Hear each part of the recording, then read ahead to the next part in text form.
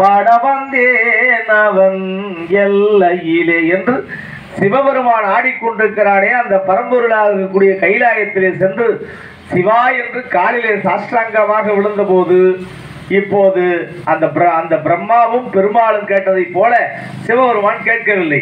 உனக்கு என்ன பிரச்சனை, யார் உனக்கு சாபம் கொடுத்தது என்றெல்லாம் கேட்காமல் அப்படியே தன்னுடைய காலிலே விழுந்த அந்த நிலவை தூக்கி தன்னுடைய திருமுடியிலே வைத்து, இனிமேல் நீ மரணத்தை வென்று விட்டாய், உனக்கு சாவு இல்லை, நீ வளரு என்று சொன்னான். படிப்படியாக அந்த நிலவு வளர்ந்து அந்த முழு பௌர்ணமியாக காட்சியளித்தது. அதுதான் அந்த சிவபெருமான் அந்த நிலவை தூக்கி தலையிலே வைத்துக் கொண்ட வரலாறு. இப்போ என்ன சொல்றாரு, மாசில்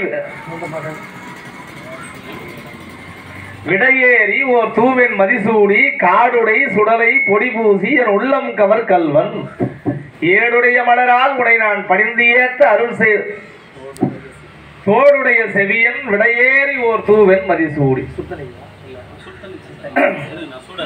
தோடுடைய செவியன் விடையேறி ஓர் தூவென் மதிசூடி அப்படின்னும் போது இப்போ சிவபெருமான் பெண்கள் அறிந்து